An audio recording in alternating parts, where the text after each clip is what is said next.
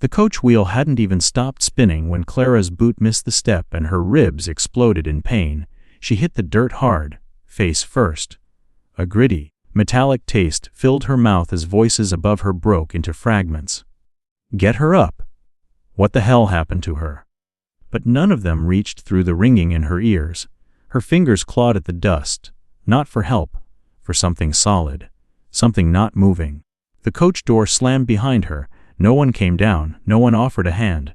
The moment stretched, someone knelt beside her, boots, worn leather. One was patched at the heel with iron nails. She saw them before she saw his face. Easy, the voice said, low, rough, certain. 2 hands, warm and sure, slid under her arms and lifted her like she weighed nothing. Her body screamed, ribs pulled tight like barbed wire under skin. She bit back a sound she didn't want anyone to hear. Then she saw him, broad shoulders, storm-colored eyes, a black hat pulled low. I got you, he said, and somehow she believed him. The word stuck in her throat. Her tongue wouldn't move right. He didn't wait. Just stood there in the center of the street, holding her in his arms like a bride, while the whole damn town stopped to look. Dust swirled around his boots. The horses snorted behind them. A shop bell jingled, somewhere distant. Then a sharper voice cut in from the coach bench. Stage from Amarillo. Anyone here for Elijah Carter's bride? The word hit harder than the fall. Bride? Clara twisted in the man's arms before her brain could stop her. Put me down, she said. Horse, you're not standing, he said. Don't be proud, not now. He didn't say it cruelly, just quiet, final. The voices started up again. Murmurs, questions. One woman whispered something that made someone else laugh. The man looked up, jaw set. Name's Elijah Carter, he said, loud enough for everyone to hear. This is Clara Mayfield. She's mine. She flinched, not at his voice, at how much it made her want to believe. The doctor's office smelled like burnt sugar and lye soap. Elijah set her down, gently on the exam table. The ache in her side flared up, like it was trying to peel her skin off from the inside. She didn't cry out, not yet. Doc Lubbock came in, wiping his hands on a towel.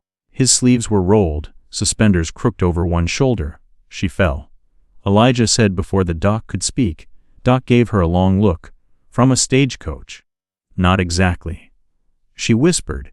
He didn't ask again and started checking her ribs with fingers that were quick and cold. How long ago? He asked. 3 days, Clara said, since the attack. Doc stopped. What attack? Her voice cracked. They came out of nowhere. Red cloths over their faces. Rifles. They beat the driver. Took everything. I tried to hold on to the trunk. What was in it? Letters. Address. Errands doesn't matter. Elijah stepped closer. It matters. She turned her face away and saw it. A mark on the floor, near the back wall. Not a scuff, not a stain. A footprint, too small for Elijah, too narrow for Doc. Made in fresh blood. Not hers. She blinked, said nothing. Because that meant someone else had been in here, someone hurt, recently, and no one had cleaned it up. Clara sat stiffly in the rocker by the window. Her borrowed dress scratched at her skin, too tight in the chest. She didn't know who it had belonged to. Elijah hadn't said. But it smelled faintly of ash and lavender. Below, in the street, the town moved like a slow current. General store, feed supply, saloon with its swinging doors yawning open like a mouth waiting to bite.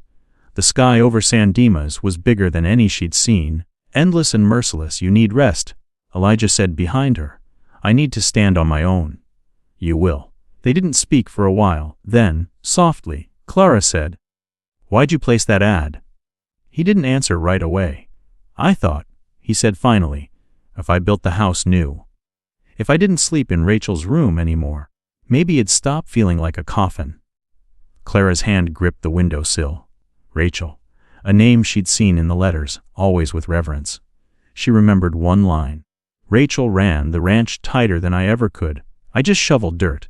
She built something out of it. I'm not her, Clara said. I know. The way he said it made her chest tighten, not in pain, in something worse. He moved toward the door. Doc says no heavy walking. I'll get Rosa to bring you soup. Who's Rosa? You'll like her, he said. Halfway out the door, Clara watched him leave, then whispered to no one. You don't know me well enough to say that.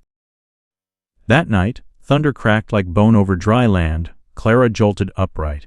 Every part of her burned. Rain hadn't started yet, but the wind was mean, pushing through the windows with hands made of cold and grit. She stood too fast, and had to catch herself against the dresser. There was a knife in the drawer. She'd seen it earlier, bone handle clean. She pulled it free and crept toward the stairs. The barn door was swinging. Elijah wasn't inside the house, and someone was out there. She moved slow, steps uneven, her bare feet pressed against the boards, each one creaking like it might scream. The wind died. A shape shifted near the fence, then a flicker, light on metal, gun no, binoculars, watching the house, watching her. Clara's breath caught. The shape turned, too fast, and vanished into the dark. She didn't scream, just gripped the knife harder, and locked the door with fingers that wouldn't stop shaking. When Elijah came back 2 hours later, soaked and silent, she didn't ask where he'd been. She just stared at the floorboards near the porch, because they were wet with rain, and one set of prints didn't match his boots. If they found me once, they'll find me again. Rosa Morel showed up at the front door just after dawn, with a covered basket in one hand, and a look that could peel paint off a barn wall. Clara opened the door slowly, wincing at the stiffness in her side. Her ribs still throbbed like something lived inside them, waiting for her to breathe too deep, so it could remind her who was boss. Rosa asked, stepping inside without waiting for an invitation. Clara blinked. Yes. I mean, you look like hell, Rosa said bluntly, setting the basket down on the table, but better than you probably felt 3 days ago. Sit, I'm not gonna fight you. Clara sat. Rosa pulled back the cloth. The smell of warm tortillas and something spiced drifted up, making Clara's empty stomach twist with longing and suspicion. Rosa handed her a plate, then leaned against the counter and crossed her arms. I sew for the town, she said. I cook better than I stitch, and I stitch better than most men read. Elijah said you'd need clothes, said you don't got nothing.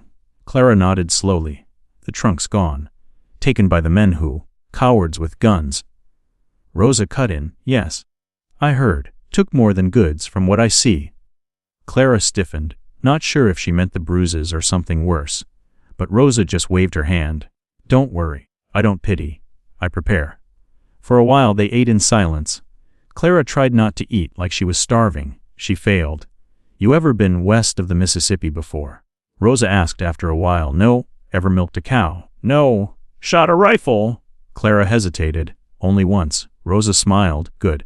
Means you're not completely hopeless. Then her face turned serious. San Dimas don't care if you're hurt. It don't care if you're polite or pretty or educated. It cares what you can do when things go sideways. Clara looked down at her hands. I was supposed to be different. From what? From this. Clara whispered. I was supposed to show up with clean gloves and a soft smile and a dress that didn't smell like gunpowder. Rosa leaned forward. Then let me ask you something, Clara Mayfield. When you were lying in that dirt, ribs cracked and throat full of blood, did you want gloves, or did you want to live? Clara met her eyes. I wanted someone to catch me. Rosa nodded once, and he did. So what are you going to do with that? The town was smaller than Clara expected. Buildings seemed to crouch low, as if afraid the sky might collapse on them. The wind was constant. Not cold, but never still. And it carried everything: voices, smells, gossip. Rosa had insisted she come with her to the mercantile. If you're gonna stay, she said, you don't hide. Clara walked slow, leaning slightly on a cane Rosa loaned her. Her steps felt too loud. Every time someone glanced her way, she felt the weight of it, the whispers, the judgment. That her. She's the one Elijah sent for. Poor girl. Or maybe poor him. The inside of the store smelled of tobacco and something sour. A man behind the counter looked up, paused, then gave a nod that stopped just short of polite. Morning, Rosa. Morning, Sam. This here's Elijah's bride. Sam's eyes flicked to Clara's bruised temple, then quickly away. Right. Well, welcome to San Dimas. She didn't respond. She just watched how his hand lingered near the register, like he was bracing for trouble. Rosa led her to the fabric rolls near the back. You're gonna need something that breathes, Rosa said, pulling down bolts with practiced hands. Summer's just getting started, and you don't want to smell like death before sundown. Clara half smiled. Too late. A voice behind them cut through the air like a whip. Well, isn't this sweet? Rosa taking in strays again. A woman stood at the end of the aisle, older, overdressed, mouth like a knife's edge. Clara didn't know her, but she knew the type. Boston had been full of them. Mrs. Lantry. Rosa said, not looking up. Didn't expect to see her in town so soon. The woman continued, eyes raking over Clara. Most male, order brides spend at least a week trying to hide. Clara opened her mouth, then closed it. I suppose when you show up looking like that, there's not much point in pretending. Rosa didn't speak, just folded the fabric slowly, hands steady. Mrs. Lantry sniffed. Well, I do hope she recovers enough to keep house. Lord knows Elijah needs something to clean up that place. Then she turned and walked off. Clara's hands were shaking. She pressed them into her skirt.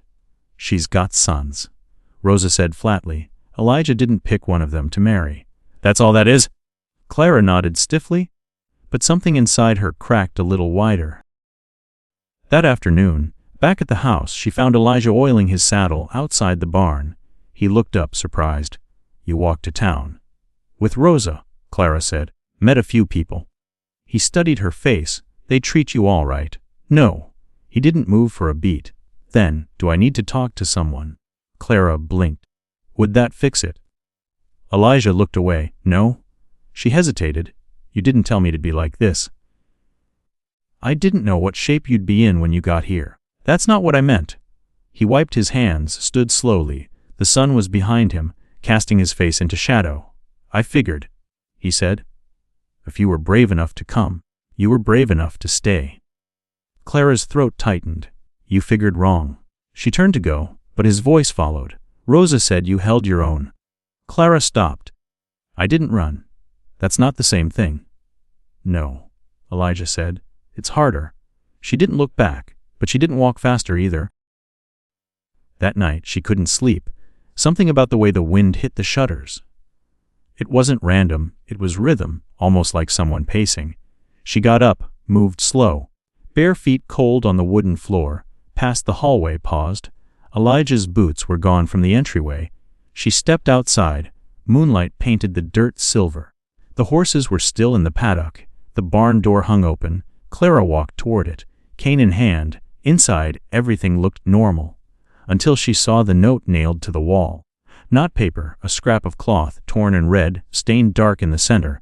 Blood, no words, just the shape, a half smile carved in with the tip of a knife. Below it, a single spent rifle casing, polished to a shine.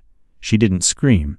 She didn't faint. She just stepped back into the moonlight and whispered the only thing that made sensey. He knows where we are. If he's hiding something, so am I.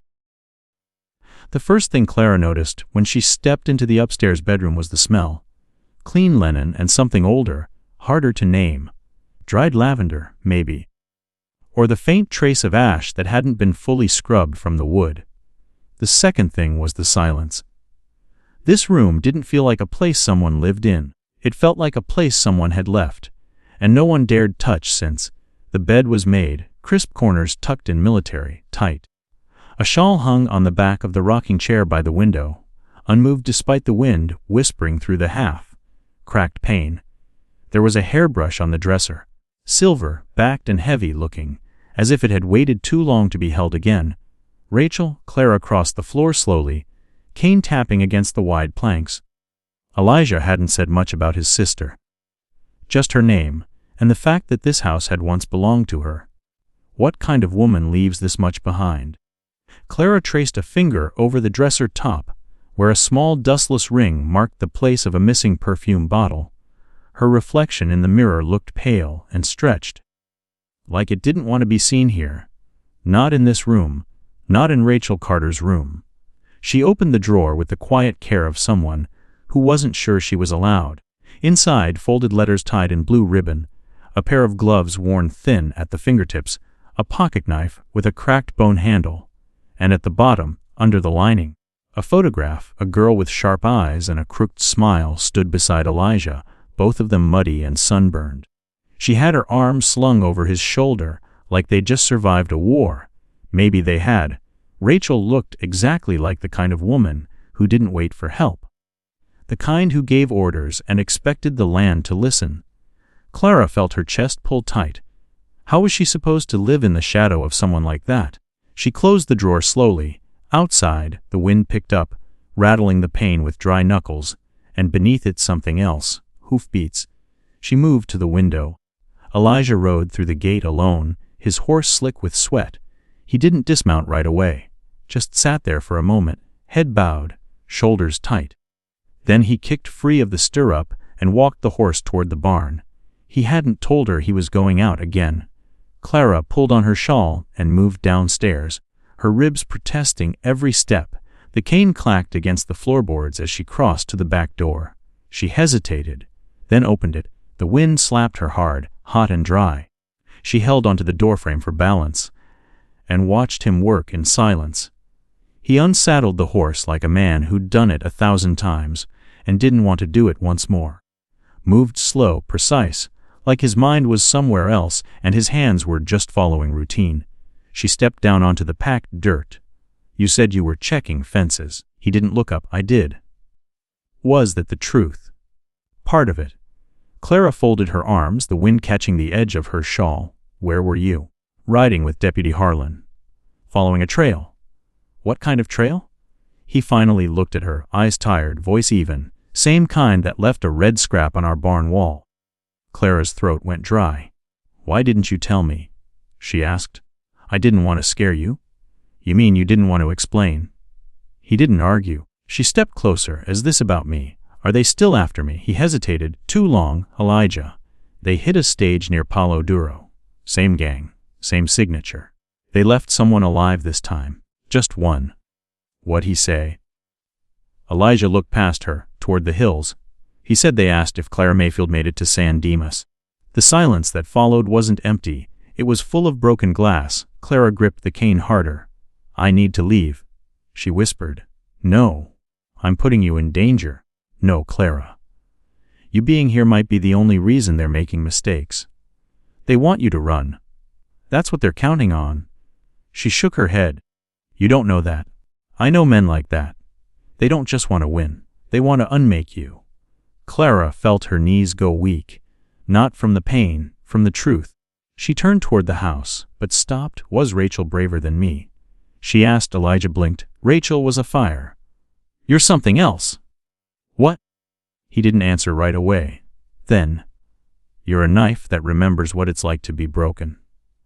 She didn't know what to say to that, so she said nothing at all. That night, Clara couldn't sleep.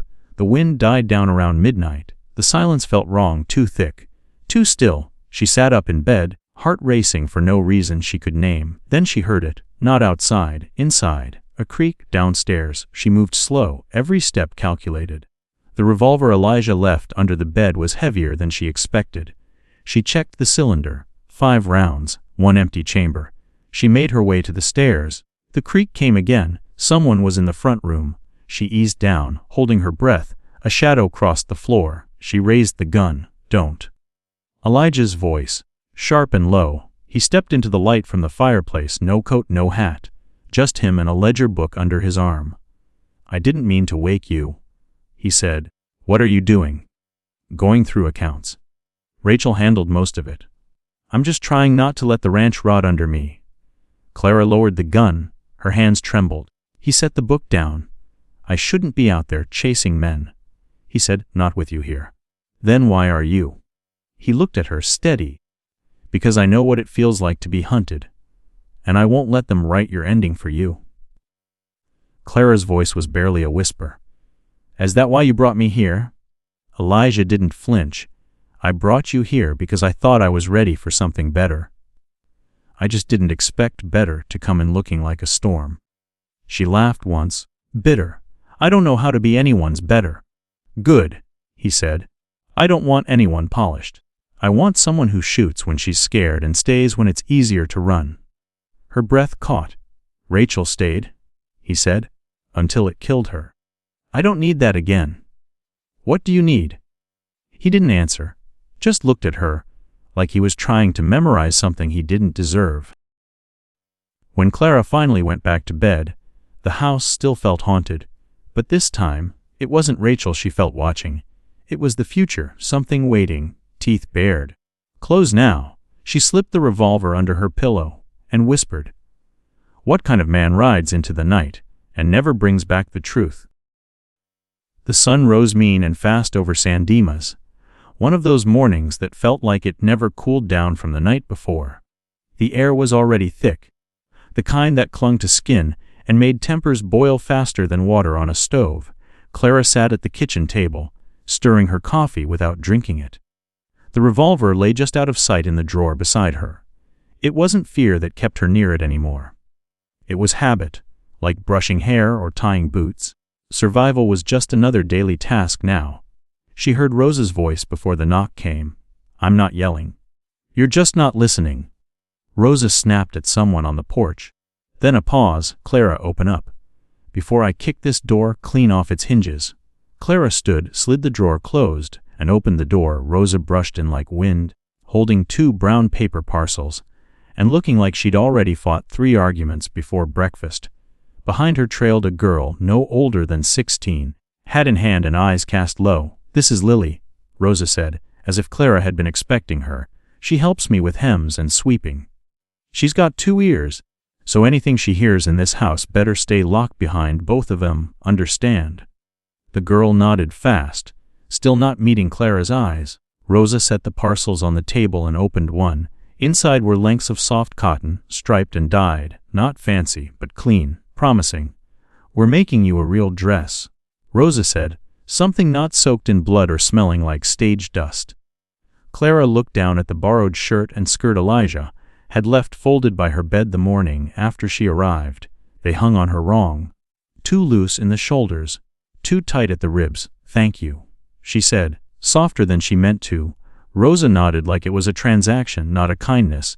"You'll need it if you're walking into town again." Clara tensed. "Do I have to? Unless you want rumors to grow teeth and start walking on their own." "Yes." Clara hesitated. "They think I'm damaged." Rosa barked a laugh. "Everyone in this town is damaged. You're just the only one that didn't have time to hide it." Lily started measuring Clara's shoulders. Her fingers were quick and impersonal. Clara let her work. "Elijah's been quiet," Rosa said. Clara didn't answer. "I mean more quiet than usual." Rosa pressed. "You ask him where he's been the last 2 nights. Clara met her eyes. "He said he was helping the deputy." "I want to." Rosa's gaze didn't soften. "He lost his sister in this house, Clara. Lost himself after. You show up bleeding, and he suddenly knows how to act again. That's not nothing, but it ain't everything either." Clara exhaled slowly. "I'm not here to replace a ghost." "No," Rosa agreed. "But you are living in her room." By late morning, Clara walked into town with Rosa beside her and Lily trailing behind like a shadow. People still stared. But now they didn't look surprised. Just curious, calculating, like she was a new horse in the yard they hadn't decided whether to bet on or shoot. The general store door creaked the same way it had before. The bell rang flat. Sam looked up from the ledger and gave a nod. "Morning, Mrs. Carter," he said. Clara blinked. "I'm not." Rosa touched her arm. "Let it be." They moved through the aisles. Clara picked out soap, matches, flour, things she hadn't remembered needing until the weight of living settled back into her bones. Near the back wall, she paused in front of a small display of hairpins. One set caught her eye, plain but delicate, like something a woman would wear on a Sunday if she didn't want to be noticed too much. Elijah sent word. Sam said from behind the counter. "Said you should stop by the livery if you had time." Clara tensed. "Why? Didn't say." Rosa raised a brow. "You want me to come with?" Clara shook her head. "No, I'll go alone." Rosa gave her that unreadable look again. "You sure?" Clara forced a smile. "I need to know what kind of wife I'm pretending to be." The livery smelled of sweat, leather, and horses. The sun baked the roof hard, making the whole building feel like it was cooking from the top down. Elijah wasn't inside. Instead, a man leaned against one of the stalls, smoking a cigar and watching her with open interest. He had the look of someone who'd spent too much time alone with animals and not enough with manners. "You Carter's girl," Clara didn't answer. The man grinned. Figured. He said you had more grit than meat on you. Guess he wasn't lying. Before Clara could respond, Elijah walked in from the back, wiping his hands on a rag. His shirt was open at the throat, sweat darkening the collar. "Jim, get out," he said flatly. The man chuckled, flicked his cigar, and wandered off without a word. Clara stood still.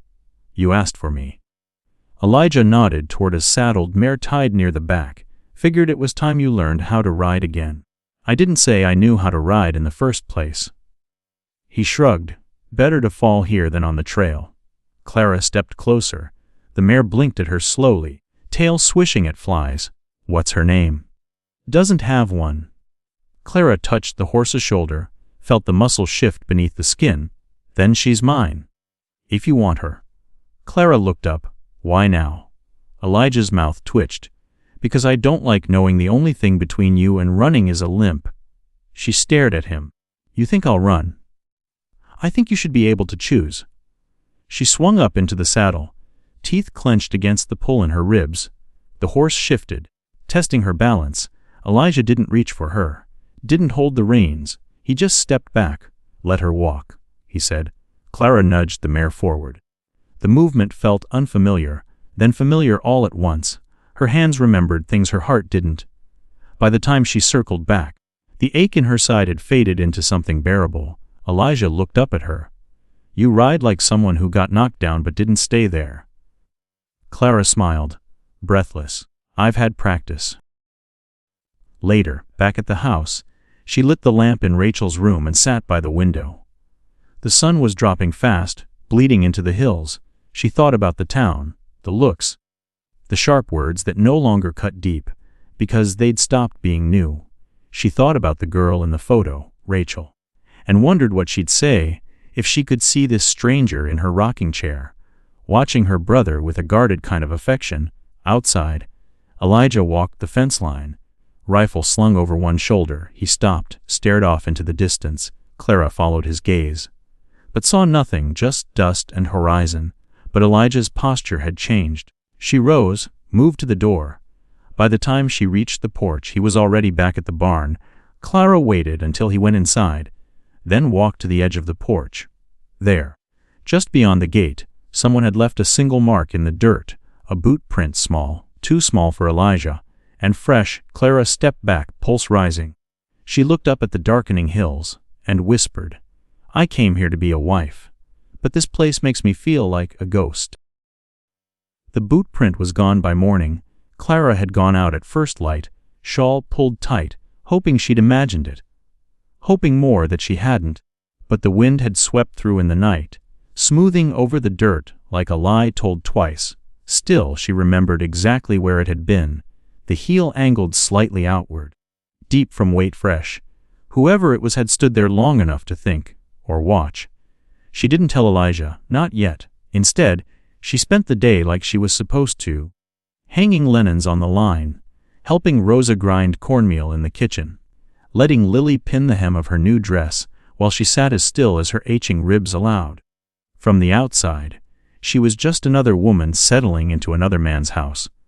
But something kept crawling up the back of her neck, a feeling like someone was always just behind her, just out of sight, watching from windows, from trees, from memory. That night, after Rosa and Lily left, Elijah didn't come in for supper. Clara stood at the stove, staring into the bubbling pot, then turned down the flame and set 2 plates anyway. She sat at the table with her hands folded, waiting longer than she should have, before finally rising to blow out the lamp. He came in an hour later, boots heavy with mud, eyes bloodshot and quiet. "Sorry," he said before she could speak. "Lost track of time." She didn't answer. He stood near the door, like he wasn't sure he was welcome past the threshold. "I checked the ridge," he offered. "Tracks, but no clear pattern. They're being smart now." Clara folded her arms. "Or they know you're not." He blinked. "Excuse me. You keep riding out, chasing shadows. But what if they're not out there anymore?" He stepped closer. "Then where?" She hesitated, then said it. "Here." Elijah's jaw tightened. "What are you saying?" "I'm saying I saw a boot print by the gate. Small. Someone's been close. Why didn't you tell me yesterday?" Because I needed to be sure I wasn't going crazy. He nodded slowly. You're not. Silence stretched. Then Clara whispered, do you think they're already inside? Elijah didn't answer. He just reached behind the door, took down his rifle, and set it on the table. The next morning, Elijah and Deputy Harlan rode out early, following a set of prints near the creek.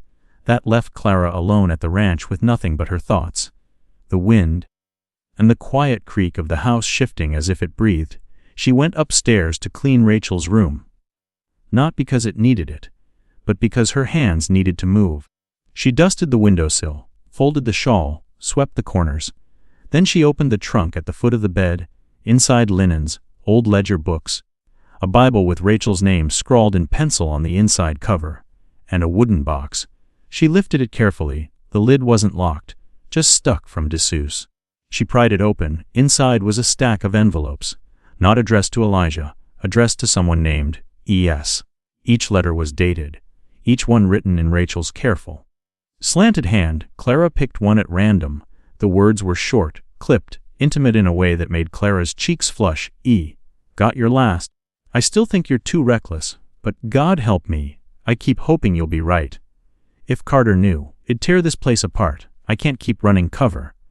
Clara froze. Carter wasn't Elijah's first name, it was his last, which meant Rachel hadn't been writing to him. She flipped through a few more. Some hinted at supplies, others at meeting points, and one mentioned a shipment going missing on the day Rachel died. Her hands went cold. She put the letters back, closed the box, and lowered the trunk lid carefully. Who was E.S., and what secret had Rachel died keeping? That evening, Clara didn't mention the letters. Instead, she watched Elijah carefully as they ate dinner. He said little, ate less. His knuckles stayed white on the edge of his fork. Finally, she asked, did Rachel ever talk about anyone named E.S.? He looked up slowly. No, he said. Why? No reason. But he knew she was lying, and she knew he knew. The silence that followed was thick and bitter. She stood to clear the plates. As she reached for his, he grabbed her wrist. Not hard, but not soft. You find something in her things. Clara stared at his hand. You didn't answer my question. I'm asking you not to start digging up ghosts you don't know how to bury. Clara pulled her hand free.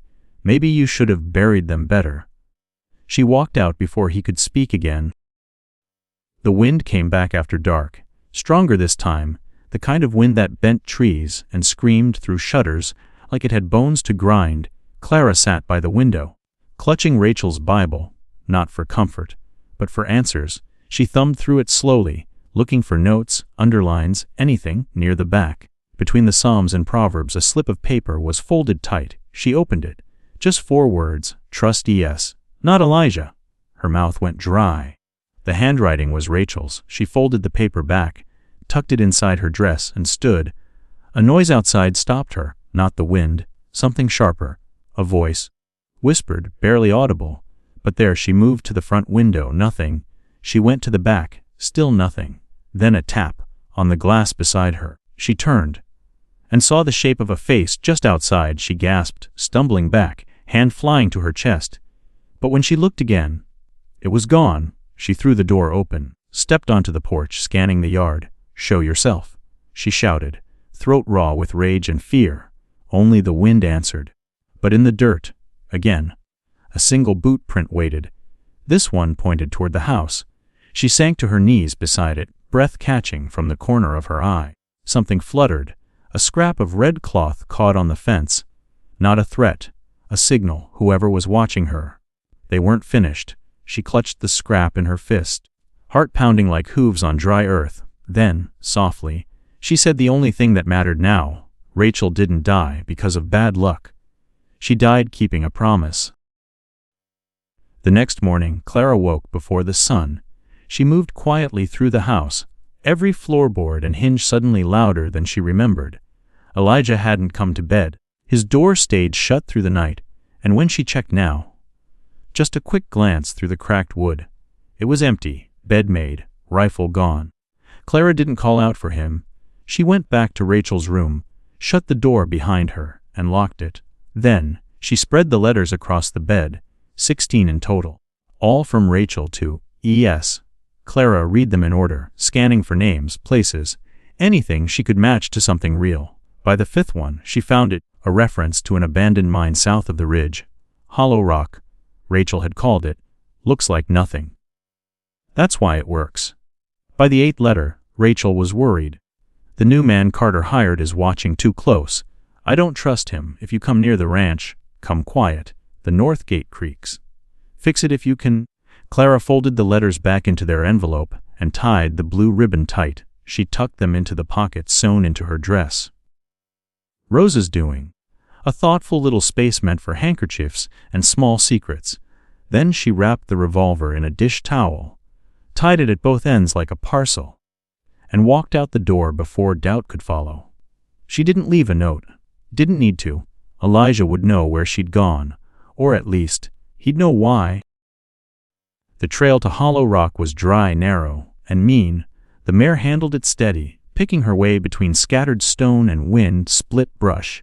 Clara kept her eyes forward, the morning sun rising behind her like a slow, burning truth. She didn't feel brave.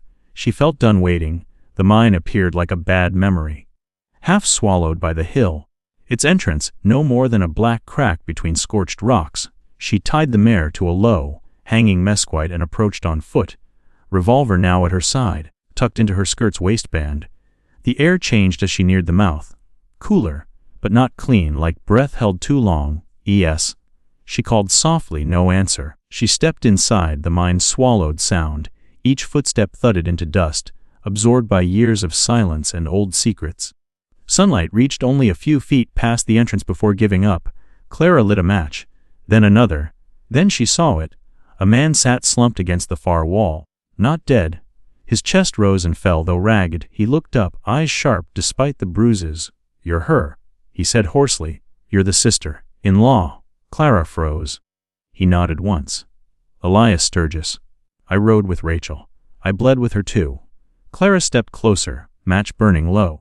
She lit the lantern near the wall. Oil still good. The light flared. Elias was younger than she expected. Not yet 40, face thin, nose crooked from a break that never healed right. His left leg was wrapped in bloodied cloth. "What happened?" she asked. "Bullet," he said. "2 nights ago. Someone was already watching." "Who?" "Don't know. But they were good." "Quiet." Clara crouched. "Rachel trusted you." He looked away. "She died because I was too slow." "No," Clara said. "She died because she knew something. Something worth keeping quiet." Elias nodded toward his satchel. Clara opened it. Inside a ledger, leather, bound, unlabeled. She flipped it open. Every page was numbers, names, routes, notes about caravans being rerouted, shipments going missing, fees paid under the table, and on one page Elijah Carter's name. "Your husband didn't kill her," Elias said. "But he covered for the man who did." Clara felt something inside her snap. Why? Because Rachel was getting close. She figured out half the shipments going through San Dimas were being redirected. Someone was pocketing the difference. She traced it to the deputy. "Harlan." Elias nodded. "Elijah found out. Instead of turning him in, he told Rachel to let it go. Said it'd tear the town in two." Clara's mouth went dry, and when she didn't, she ended up in a ravine with her spine broke. Clara closed the ledger. "Just scared off." Elias added, "Just scared off. But someone pushed too far." "Yeah." Clara stood. "Come with me. We take this to the sheriff." Elias laughed once, bitter. "Sheriff's been on Harlan's payroll for years. You want this to matter, you'll need something bigger than truth." "What?" "Proof that Elijah knew, and proof he chose silence." Clara hesitated, then's, "I know where to find that." Elias nodded, wincing. "Help me up." She slung his arm over her shoulder. His weight staggered her, but she didn't buckle outside. The sun was higher, no clouds, no cover. As they reached the mare, Clara heard it, a shot close. She dropped, pulling Elias down with her. Another shot, this one cracking past her ear. Back in the mine. She gasped. They crawled, dirt in their mouths, but it was too late. A figure stood at the ridge above. Rifle aimed, face hidden behind a red bandana. Clara reached for her gun, fired once. Missed. The shooter didn't. The bullet struck just beside her, sending stone shards into her cheek. Elias screamed. Then hooves, not 1, 3, maybe 4, coming fast. Clara looked up Elijah. He rode in like a damn thunderclap, rifle already drawn, one shot, clean and brutal. The shooter on the ridge collapsed like a marionette with its strings cut. Another man tried to run. Elijah rode him down, threw a punch that flattened him, then dismounted hard. Clara didn't move. Elijah stood over her, panting. "Callias," he said flatly. "You knew," Clara said, voice shaking. "You knew what they did to Rachel." Elijah didn't deny it. "I tried to keep it from spreading. You tried to bury it." He looked at her then, not angry, not ashamed, just tired. "I thought I could protect what mattered." Clara stood slowly, blood on her cheek, hands shaking. "You can't protect something by hiding the wound," she said. "You just make it rot deeper." She turned to Elias. "We're going back." Elijah stepped aside, didn't follow, didn't speak, as she helped Elias into the saddle behind her. Clara said the words she hadn't wanted to face. "If I stay, it won't be to love him. It'll be to watch what kind of man he becomes when the truth walks free." The ride back to San Dimas was slow and raw. Clara held the reins tight, her knuckles white under the sun's weight. Elias sagged behind her, half conscious, mumbling now and then about things that didn't matter. Train schedules, wrong names, regrets. The bandage on his leg bled through, darker with each mile. They stopped once under the shade of a rock outcrop. She poured the last of her canteen over his lips. He drank like a dying man. Maybe he was.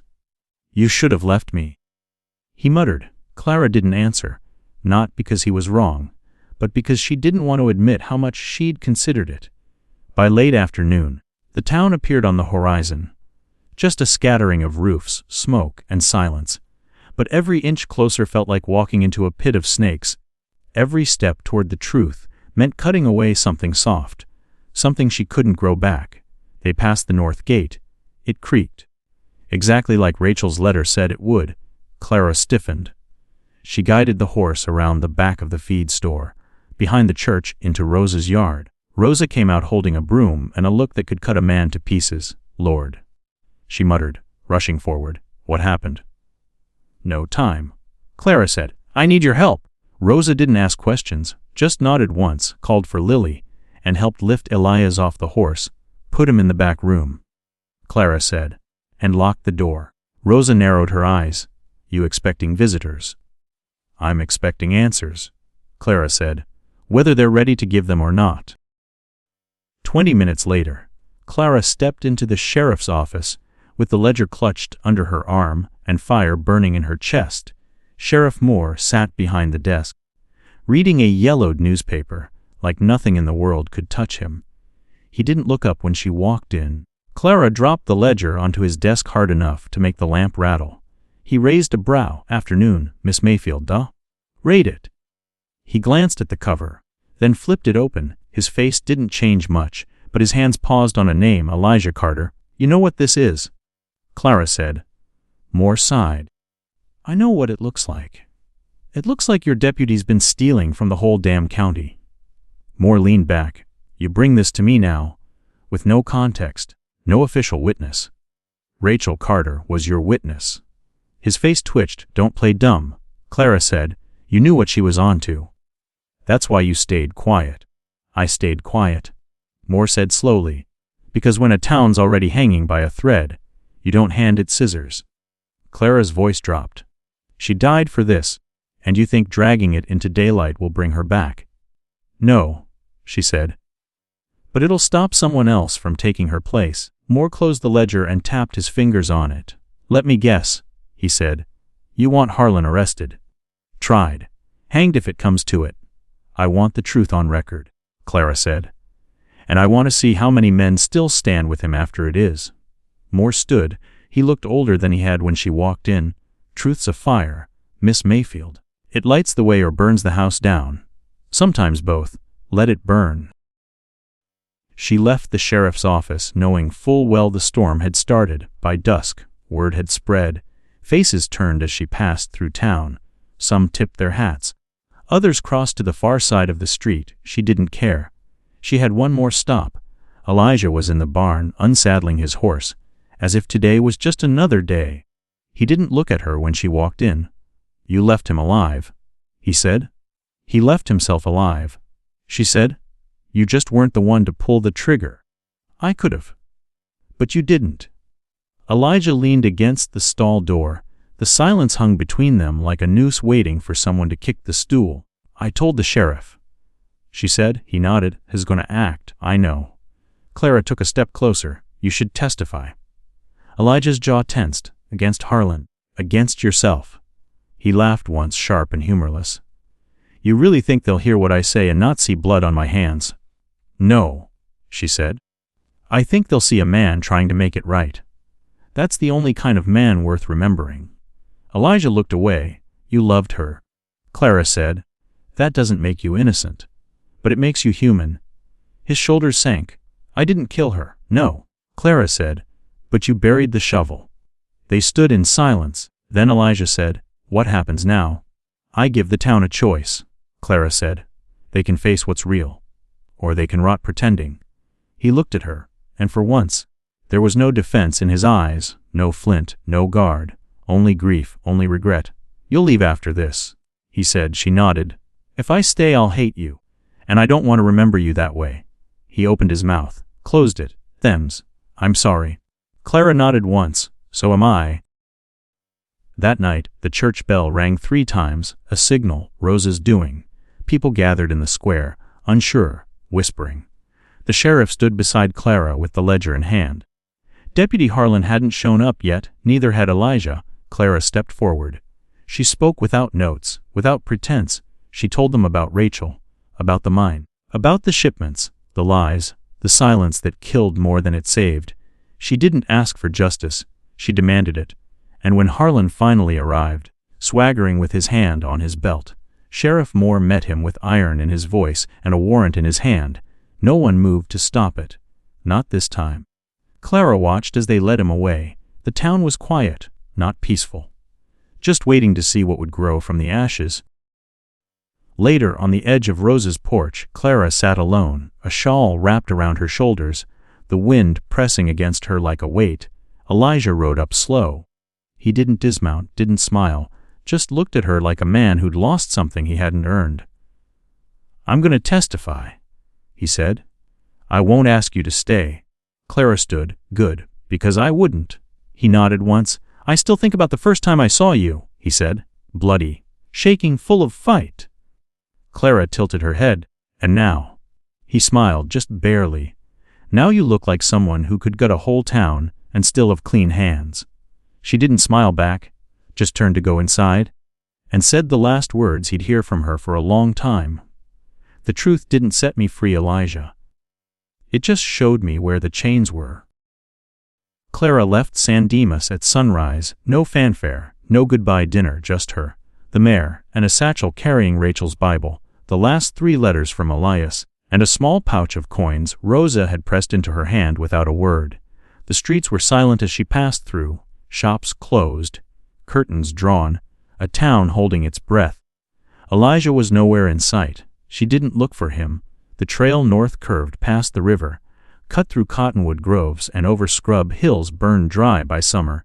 She rode with her back straight, jaw tight, body moving with the rhythm of the horse.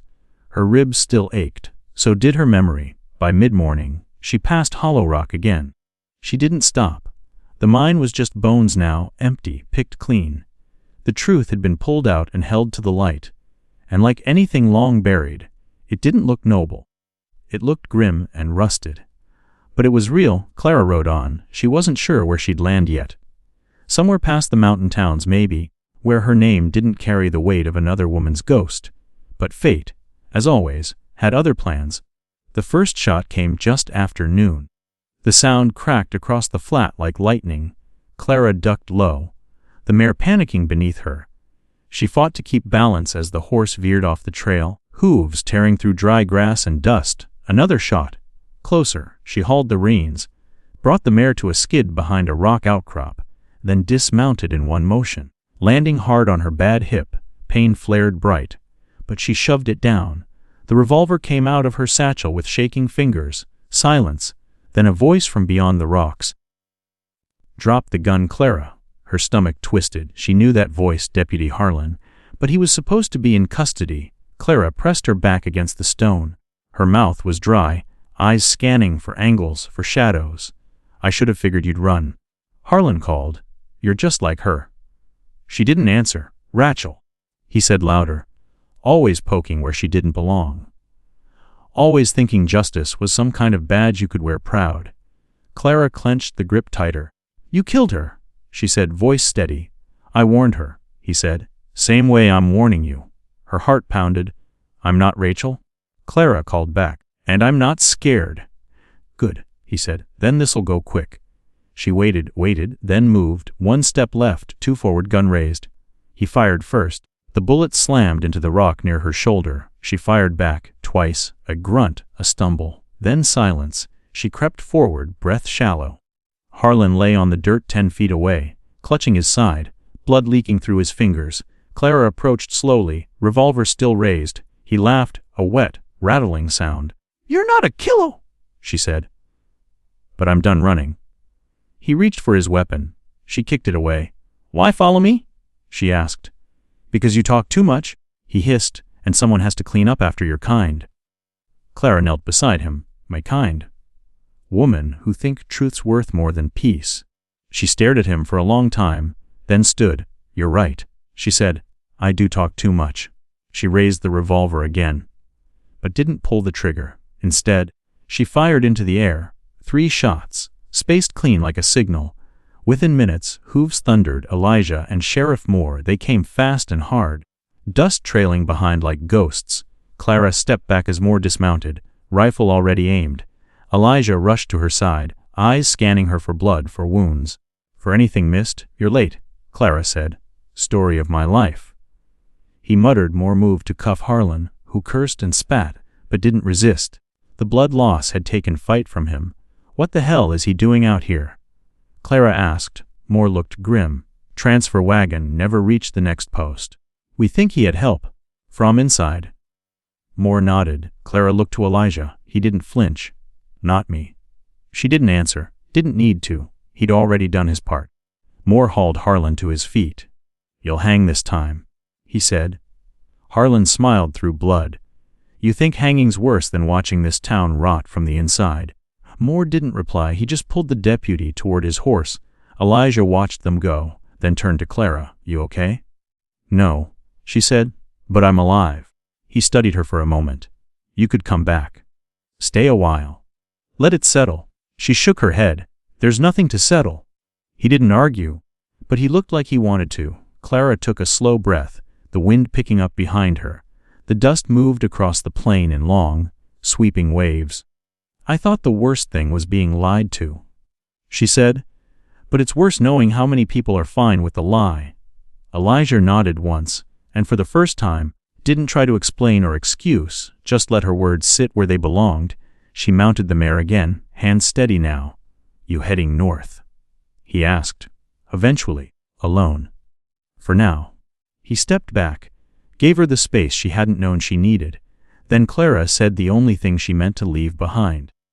The bullets I fired weren't to kill. They were to make room for something better. And then she rode, not away from something, but toward the only thing that mattered now, her own beginning. Rain found her 2 days later. It started as a smear of gray on the horizon, then swept down from the mountains with the kind of sudden fury only the West knew how to throw. Clara rode through with her head down, and her coat pulled tight, mud rising thick around the mare's hooves. The trail north became a river of slop, every turn slower. Colder, lonelier, she wasn't running anymore. But she still hadn't stopped. The little mountain town of Calder's Pass appeared late on the 3rd day, tucked into a shallow valley, its rooftops sagging with rain, smoke curled from a few chimneys.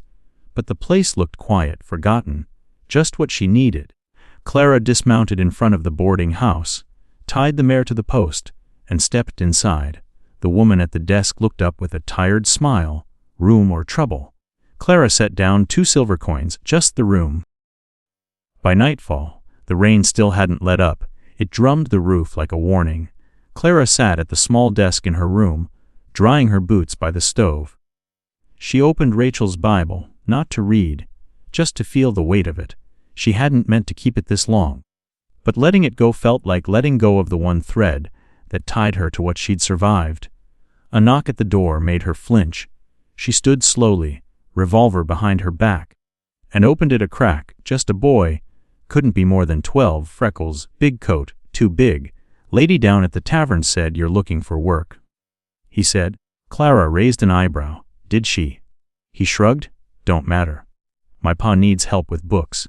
He don't read numbers too well since the accident. Clara didn't answer right away. She could say no, stay quiet, drift on. But the truth was, she wanted something steady under her hands again, even if just for a while. Tell your father I'll come by in the morning. The boy smiled and ran off into the rain. Clara shut the door. She didn't smile back.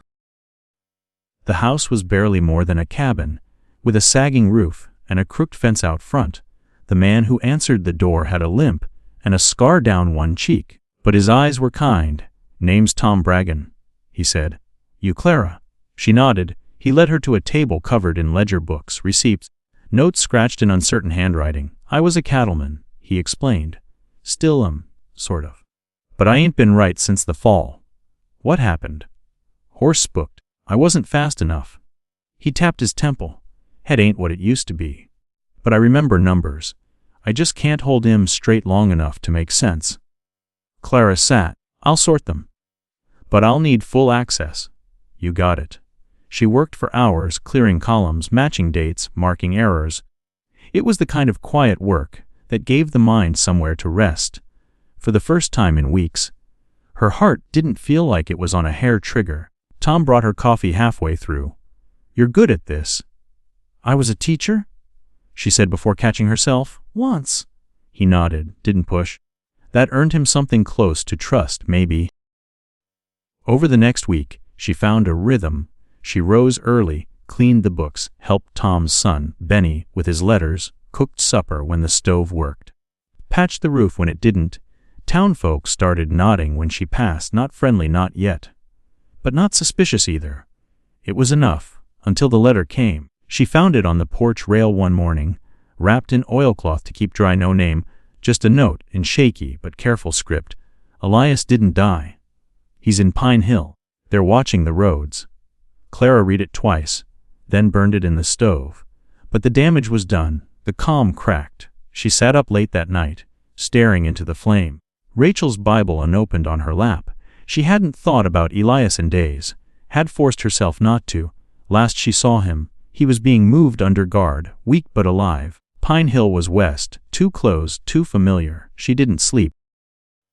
Next morning, Clara returned to Tom's, but her hands shook over the ledger. Tom noticed something wrong, just tired. He didn't buy it, but he let it go, until she stood to leave. You were fixing to run again, weren't you? He asked softly. She froze. I seen it before, he said, in my wife before she left. In the mirror, after I fell. That looked like you're still packed even when you're standing still. Clara turned slowly. I don't know who sent the note, she said, but if Elias is alive, I have to find him. Tom leaned on the table, wincing with the weight. What for? You already pulled the knife. What's left to cut? Proof, Clara said. Enough to end the story where it should have ended months ago. Tom nodded. You want help? No. Then take the rifle by the stove. It's cleaner than your pistol. Clara hesitated, then took it as she walked out. Benny called after her. You comin' back? She paused, then said the one truth she could offer him. I don't know yet, kid. Depends how many devils are waiting in Pine Hill. The road to Pine Hill wasn't marked on any map. Locals said it used to be a mining route before the mountain gave out and the silver ran dry. Now it was little more than a thread of wagon ruts cutting through hard country. Scrub hills, limestone ridges, patches of cedar clawing the sky. Clara rode alone. The rifle Tom gave her tied across her back, coat buttoned high against the wind. Her mare was tired but steady, knowing the pace, trusting her weight. The letter hadn't said much, just enough to stir the dust. Elias didn't die. That changed everything. If he was alive, he was still in danger. And if someone had taken the time to warn her, it meant the danger wasn't over. By late afternoon, clouds boiled low in the sky. Pine Hill came into view like a bruise in the valley, small, mean, built around a dried-up rail spur and one crooked saloon. There was a jail, a church. 2 stores that looked like they'd given up last year. Clara dismounted near the livery stable and led her horse inside. The old man tending it didn't ask questions, just took her coin and handed her a stable key. "You stay in long?" he rasped. "Not if I can help it," Clara said. He nodded like that made sense. Most things here didn't last long. She went straight to the saloon. The sign above it used to say, "Finley's, but now only Rid, Elias," in faded paint inside. The smell of old beer and bad meat clung to everything. A piano stood silent in the corner, keys yellowed with spit and smoke. 5 men sat at different tables. All looked up when she walked in. Only one held her gaze, tall, gray jacket, face narrow, lips curled like he was born smirking. "Mom," he said, tipping his hat. She nodded once and walked to the bar. The barkeep was round, red-faced, and suspicious by nature. "What'll it be?" "Looking for a man named Elias Sturgis," Clara said plainly. The room stilled. The barkeep frowned. "Ain't heard that name in months, though." "But you've heard it." He shrugged. "This town hears all kinds of things." The man in the gray jacket stood and walked toward her, boots thudding softly across the floor. "You sure you got the right town, miss?" Clara turned to face him. "I'm sure." He stepped close, too close, breath sharp with chew and stale whiskey. "I think you ought to be careful who you name around here." Clara didn't blink. "And I think you ought to step back before I forget I'm being polite." That drew a low chuckle from one of the men at the back. The man in gray didn't laugh, but he did step back. Then he said, "If I were you, I'd ask the preacher. He knows everyone." The church sat crooked on the edge of town, its steeple leaning west, like it was trying to fall over without making a fuss. Clara knocked once, then pushed the door open. The preacher stood at the altar, stacking him books. He was young, too young for the lines in his face. "Help you?" he asked without turning. "I'm looking for someone," Clara said. Now he turned. His eyes flicked to the rifle, then back to her face. "Elias Sturgis." His shoulders stiffened. "I don't know that I should say." "He's alive," Clara said, "and someone wants him dead." The preacher hesitated, then walked past her to the door, shutting it gently.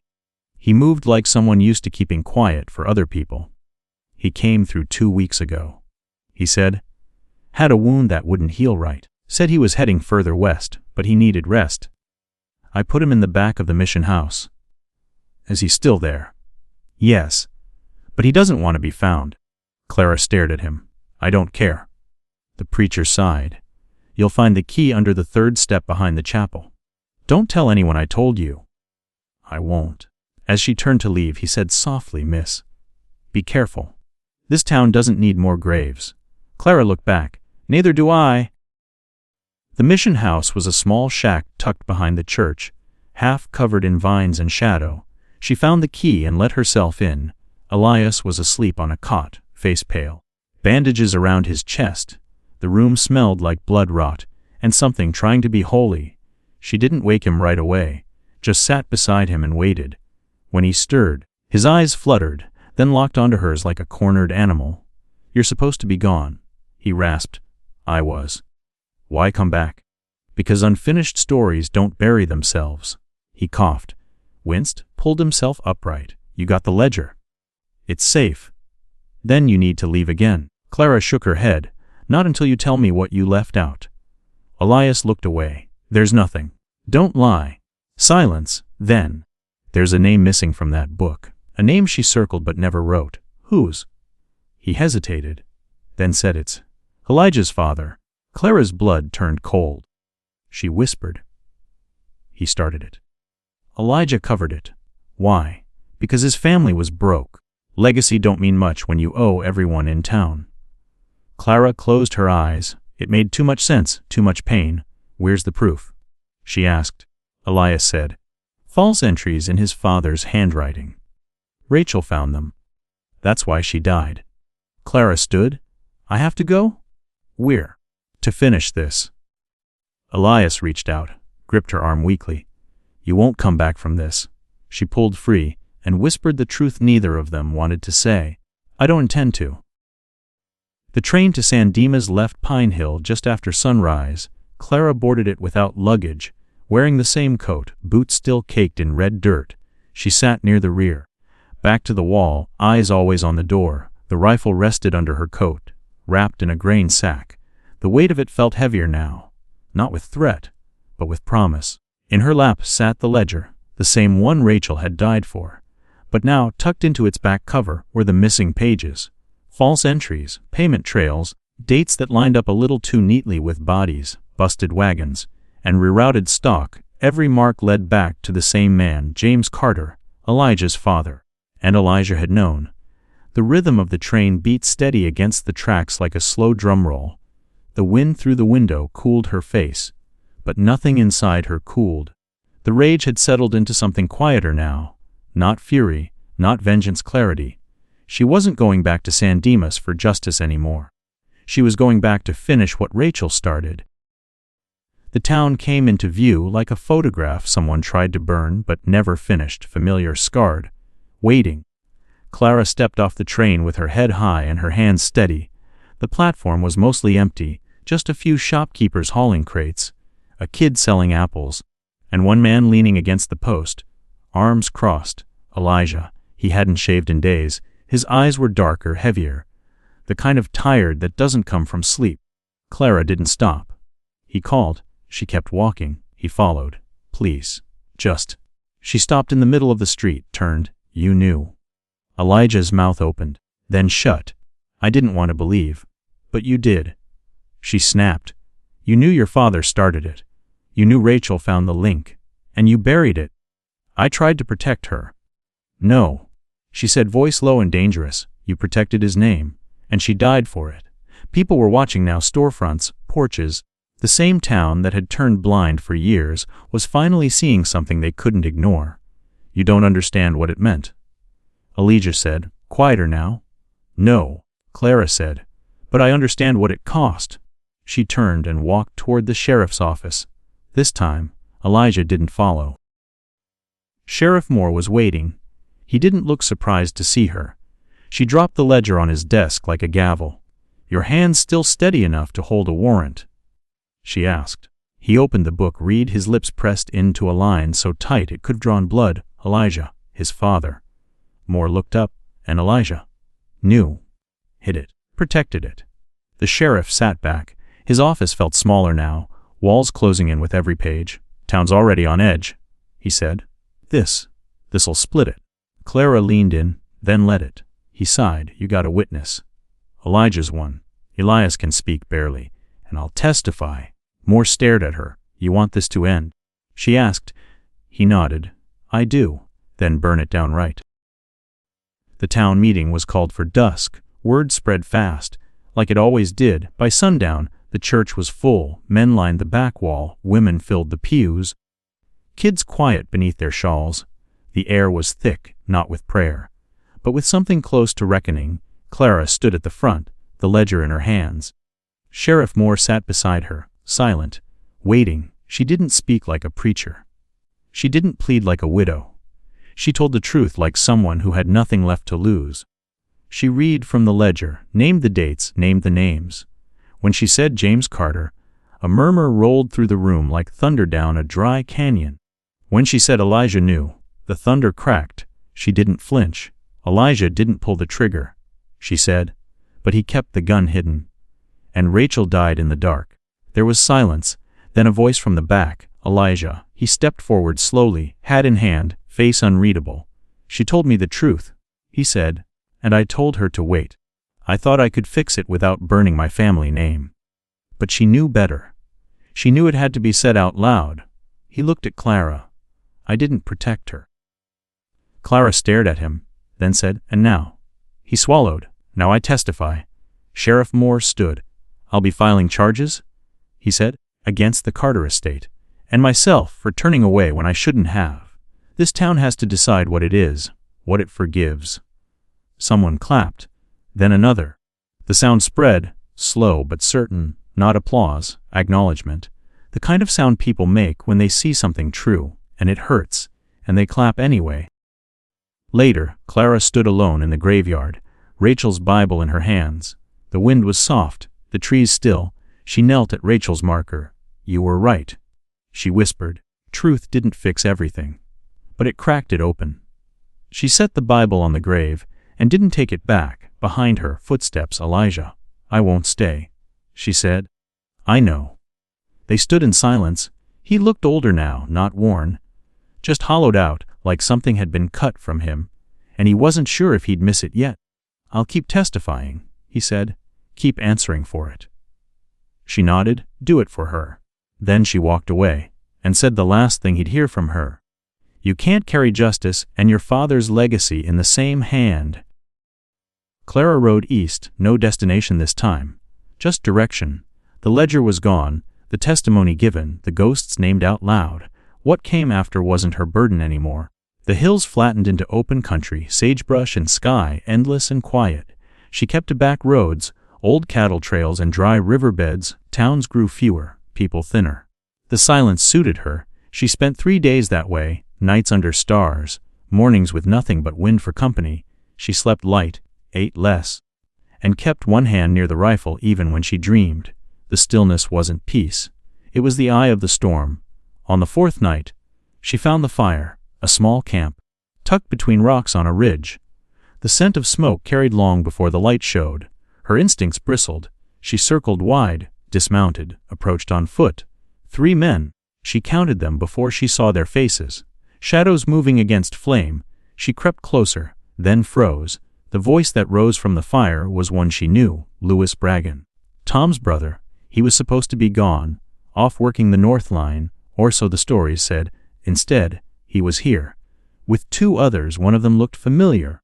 Clara crouched low behind a boulder, their words cut through the dark. "She's headed this way," Louis said, throwing a twig into the fire. "Alone." "Always." "She got the Carter boy tangled up in it." "Doesn't matter." Louis muttered. "Sheriff's looking the other way now. Town's tired. Won't lift a hand. And you." Louis spat into the flames. "She killed my chances. Got my brother in trouble. Turned half the damn county inside out." The 3rd man, broad-shouldered, face-scarred, asked, "So we take her alive?" Louis shook his head. "Take her quiet." A silence followed. Clara backed away, heart pounding. So that was it. This wasn't fallout. This was payback. She reached her horse in half a sprint, vaulted into the saddle, and didn't stop until the ridge disappeared behind her. By sunrise, she was back in Calder's Pass. She left the horse at the stable, didn't stop to explain, just walked straight to Tom Bragin's cabin, boots loud on the porch, rifle slung across her chest like a warning. Tom opened the door, still in his undershirt, eyes bleary. She didn't wait. "Your brother's hunting me." Tom blinked. "Louis. He's not working the North Line. He's 3 ridges out with 2 men and a grudge." Tom rubbed his face, suddenly awake. "Damn it. You didn't know." "No," he said. "We ain't spoken since he left last spring. Last I heard, he was drinking through his inheritance in Silver Run. Well, he sobered up enough to put a bullet in his belt with my name on it." Tom looked at her long, jaw clenched. "Where are they now?" "Camped high. They'll track me here by nightfall." He moved fast then, grabbed his boots, coat, and pulled the rifle from above the hearth. "You shouldn't stay," he said. "I won't run." Tom stared at her. "Then we need to decide who shoots first." They made the cabin ready, barricaded the windows, loaded the rifles, stacked wood by the hearth to make a false wall. Clara took the upstairs window. Tom stayed below. Benny was sent to the neighbor's farm with a note. "If we don't send word by morning, ride to the sheriff." The waiting was the worst. Hours crawled by, each minute stretching thinner than the last. Clara sat with her rifle balanced on the sill, eyes on the tree line. At dusk, they came, 3 figures on foot, moving slow. Careful, too quiet for men without guilt. Tom saw them too. He didn't say anything. Just tapped twice on the wood below. Their signal. Clara exhaled through her nose, pressed the stock to her cheek, and waited. The men spread out. Louis came closest. She could see the slope of his jaw now. The way he moved, like someone who used to be proud, but had traded that for something cheaper. He stepped toward the porch. Tom opened the door before he could knock. "Evelyn, brother." Louis stopped. "Well, hell. Thought you'd be surprised." "I am." Tom said, calm, surprised you're carrying steel instead of shame. Lewis chuckled. She twist you up that bad? She's done more with a ledger than you ever did with a gun. That hit. Lewis stepped forward. Clara saw the twitch in his hand. She fired. The bullet cracked through the air and punched into the dirt near his boots. Lewis jumped back. Tom raised his rifle. Don't, he said. You take another step toward this house, I won't miss. Behind Lewis, the two other men raised their weapons. Clara fired again. This time, she didn't miss. One of them screamed, clutching his shoulder. The other ran. Lewis froze. Clara stood in the window now, face full in view. You came to bury me, Lewis? She said. But all you dug was your own grave. He dropped his gun. The wind howled low across the ridge. I just wanted my name back. Lewis said. You lost it the minute you aimed at someone braver than you. Tom stepped down off the porch, kicked the gun aside. Go, he told his brother, before I remember what you did to Ma's land after she died. Lewis hesitated, then ran. Clara didn't watch where he went, only that he was leaving. Inside the fire was low, the adrenaline gone. Her hands trembled as she lowered the rifle. Tom poured 2 fingers of whiskey into a tin cup and handed it over.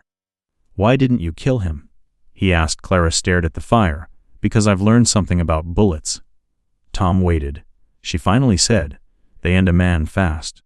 But they don't finish what he started.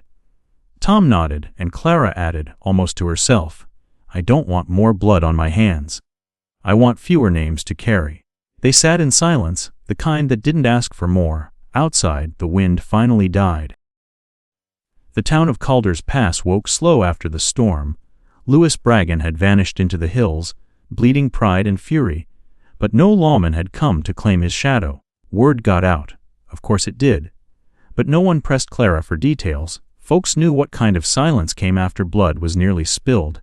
It wasn't secrecy, it was survival. She stayed 3 more days, helped Tom reinforce the porch, repaired the ledger room, rode out once with Benny to reset the northern fence. At night, she'd sit by the window and watch the lanterns in distant homes flicker like fireflies.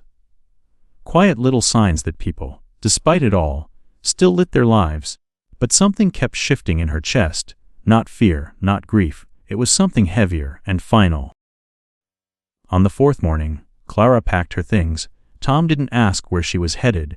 He just nodded once, handed her a wrapped parcel of bread and dried meat, and said, You'll ride faster if you cut north past the wash.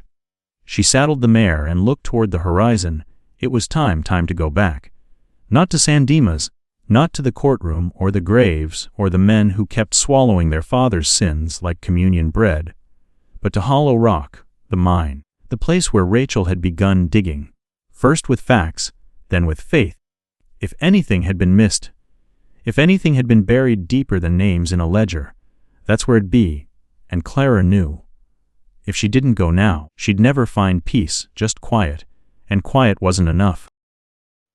The ride was harder than she remembered. Rains had washed out half the old trail, trees had fallen, vultures circled low over dry brush like something had already died. She rode 2 days, slept under one ridge, and arrived late on the 3rd. Hollow Rock stood like a wound in the earth. The mine entrance gaped open.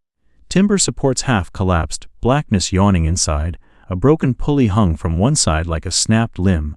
Clara dismounted slowly, hands grazing the leather of her saddle as if asking it to wait. She walked the outer path first. The office was still standing, mostly, dust thick, papers blown across the floor. She lit a match and moved inside. A rusted file cabinet sat half open, drawers yawning, names, old contracts, mine yields from 5-6 years back, nothing she didn't already know, until she saw it, a tin box, small, wedged behind the stove. She pried it out, hands scraping rust. Inside were folded maps, one journal, and a sealed envelope addressed in Rachel's hand. To Clara, if I don't come back. Clara sat on the cold ground, lit another match, and opened it. If you're reading this, I've gone deeper than safe. Maybe deeper than wise. There's something down there. Not just numbers. Something wrong. I've seen marks that don't match the mine records. Extra shafts that never got logged. Workers who were never on the payroll. Someone paid cash to keep something hidden. If I can prove it, I will. If I can't, I'm sorry I couldn't stay longer." At the bottom was a rough drawing of the mine's lower levels, a shaft circled in red. Clara folded the map, stood and stared into the mouth of the mine. It stared back. She grabbed her lantern and went in. Inside, the air was colder than she remembered, wetter too. Drips echoed off stone. Her boots scraped old tracks, half erased by time, half preserved by the stillness. She followed Rachel's map, down 2 levels, past a flooded tunnel, through a break in the wall that looked like it had been dynamited years ago, and never reinforced. Beyond that was a narrow shaft, half hidden behind hanging canvas. Clara ducked through and stopped. There, in the dark, were crates, stacked, labeled, covered in dust and something more. Fear. She pried one open. Inside were uniforms, badges, federal ones. Another crate, rifles, ammo boxes, letters stamped with a rail company seal. She opened a third. It held bones, not many, just enough to prove they'd died here, alone, unclaimed. Rachel had found this, or come close enough to die for it. This wasn't just about rerouted ledgers or stolen goods. It was a staging site, a ghost post used to hide arms, money, maybe even bodies in the early rail wars, before lines were drawn, before permits made murder look like paperwork. Clara stepped back, nausea roiling. This wasn't just a town secret. It was a piece of buried history, rotten and dense, like a tooth left too long to fester. She reached for the last crate, and heard the voice behind her. "You never should have come back." Clara spun. Louis Bragan stood at the mouth of the shaft, rifle aimed, coat torn, face hollow. "You followed me," she said. "No," he said. "I followed the stink of truth. It's always loud when it starts moving again." He stepped closer. "I knew she'd left something. I knew someone would come digging." Clara lifted her lantern slow. "Careful. You kill me here," she said. "You don't bury it. You just light the fire." Louis raised the rifle. "I ain't here for fire," he said. "I'm here to silence the echo." And Clara said, "Then you better aim fast, because this time I shoot back." The shaft echoed with silence. Then a single shot cracked. The gunshot rang out like thunder trapped in a bottle. Clara hit the ground hard, the lantern skittering from her hand, shattering near the crates. Flame licked across the old timber floor. Smoke caught quick. Heat followed faster. She rolled behind a stack of boxes, breath ragged, ears ringing. Louis shouted something. Indistinct, panicked. Another shot cracked, ricocheting off the tunnel wall above her. Clara pulled her rifle close, steadied it against her knee. The fire danced higher now, casting wild shadows across the mine's damp stone. Smoke began to choke the narrow space. "I won't let you carry this out," Louis yelled. Coughing. "You already did," she shouted back. He just never had the spine to face it. He fired blindly. Wood exploded inches from her shoulder. She moved left, stayed low. She could see his feet now. Too close, too wide. She waited, then stepped out and fired. Louis dropped. No scream. Just the dull collapse of a man whose war ended before the bullet did. Clara stood, shaking. Her arm throbbed, grazed. But she could still move, still breathe. The fire was closing in now. She grabbed the journal, the map, and a handful of letters from the nearest crate. No time for more, no time for grief. She ran. The tunnel behind her lit with flame and smoke, swallowing the dead and the past alike. By the time she reached the surface, the mine's entrance was belching black smoke into the cold dusk. The structure groaned, with a sagged inward with a sound like timber weeping. Hollow Rock was gone, and with it, the last of what had once hidden Rachel's truth. Back in Calder's Pass, Tom stitched the wound in her arm without a word. Benny sat outside the door, listening without asking. The silence between them all wasn't heavy. It was earned. Clara stayed the night. In the morning, she handed Tom the envelope. "What's this?" "Proof," she said. "Enough to finish what I can't." "You sure?" She looked out toward the hills. "Justice isn't a place," she said. "It's what people do after they've seen too much to keep pretending." Tom nodded. "What'll you do now?" Clara holstered her pistol, slung the coat over her shoulder. "Rest," she said. "Maybe start teaching again, if some town's desperate enough." Tom smiled faintly. "Any town be lucky." She paused at the door. "Tell Benny thanks," she said, "for believing quiet people can still be brave." Then she stepped out into the light. Weeks passed, the documents made their way to San Dimas, where Sheriff Moore submitted them in full. A grand jury was called. Names were written in papers. Land grants were revoked. A monument rose on the edge of town. A simple stone bearing the names of the vanished and the known. Rachel's was carved first. Elijah testified, then vanished west. Some say he found a mining camp in Utah. Others swear he's still out there, preaching hard truths in dusty saloons. No one saw Clara again, but sometimes, in towns where wrong was done and no one dared name it, a stranger would appear, quiet, sharp-eyed, asking questions with more weight than threat. She never stayed long, never needed to. People said she carried a bullet scar and a teacher's voice, and when she left, truth always followed close behind. Years later, a boy named Benny Bragan became mayor of Calder's Pass. At his first town meeting, he held up a tattered ledger and said, "This is what happens when you write people out of history." He placed it on the courthouse wall. Below it, a plaque read, "Justice is not vengeance. It's the courage to stay when running would be easier." And in the back of the room, for a moment no longer than a breath, someone swore they saw a woman in a dark coat tip her hat and disappear through the door. No one chased her. She had, after all, done what she came to do.